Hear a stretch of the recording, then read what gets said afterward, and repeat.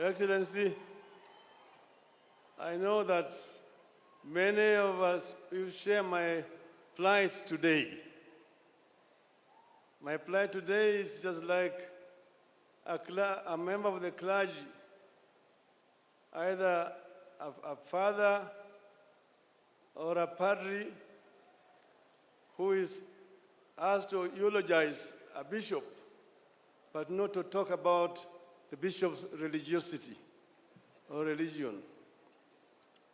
I've been asked today to talk about our president, but without talking about politics.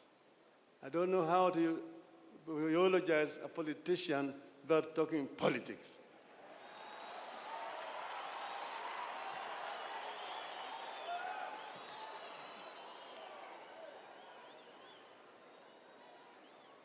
The family of Mwai Kibaki, led by Jimmy, we are all with you as the nation of Kenya at this very, very sad moment when we say farewell to a great Kenyan patriot, Emilio Mwai Kibaki.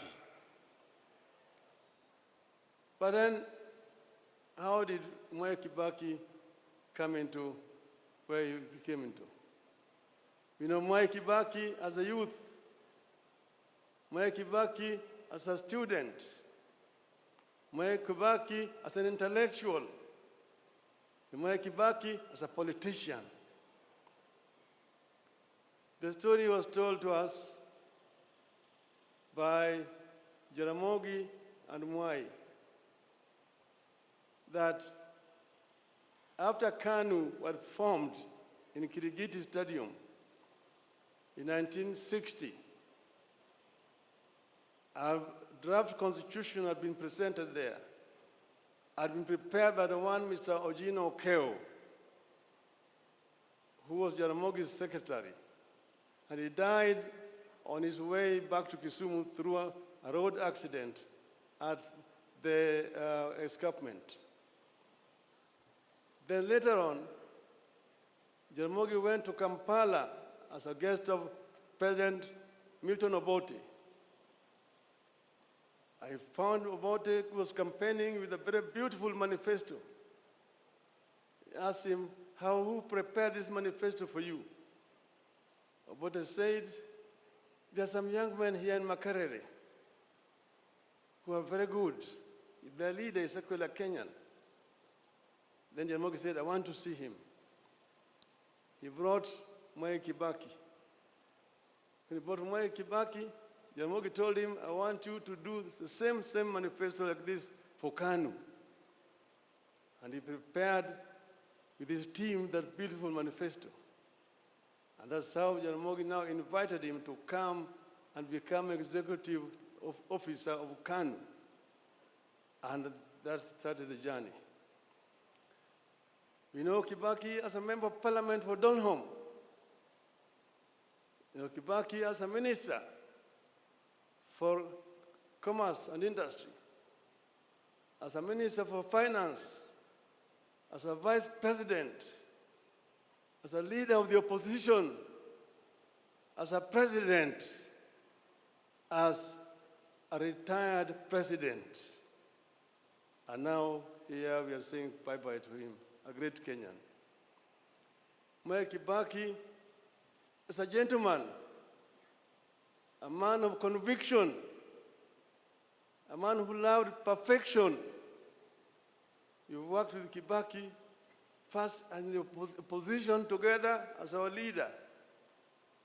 How he used to lead, how he would discuss the budget and come up with eloquent exposition of the budget, better than the Minister of Finance, and tell them how it should be done. Kibaki will tell you, these people don't know what they're doing. Bure kabisa. And when it's a lot of nonsense, he say, imavia kuku.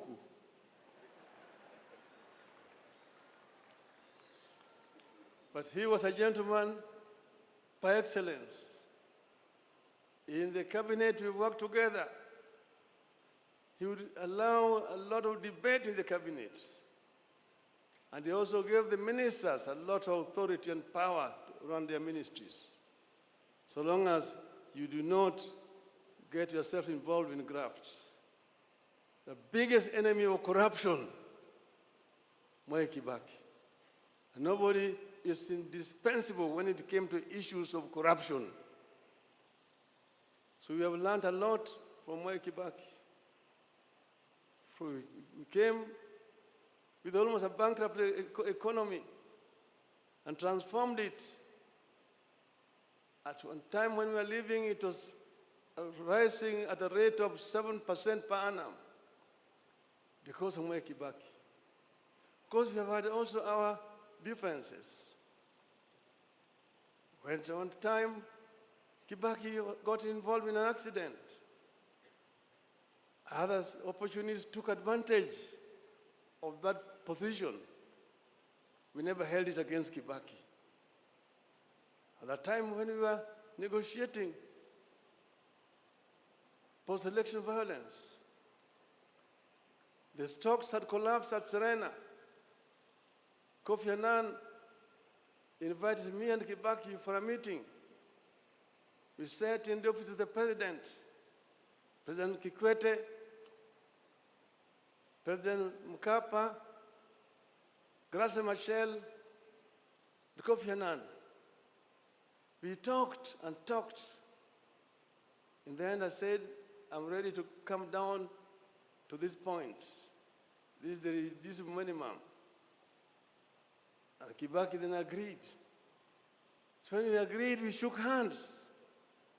After shaking hands, the other people now wanted to come into the room to try to persuade him not to agree. He told them, tumemaliza kila kitu. Sasa kuna kitu tena, tunakwenda kuongea na dunia sasa. And we came out and shook hands with Mwai Kibaki, and he kept those words. There were differences sometimes in the course of running the government, but all of them were able to resolve them amicably.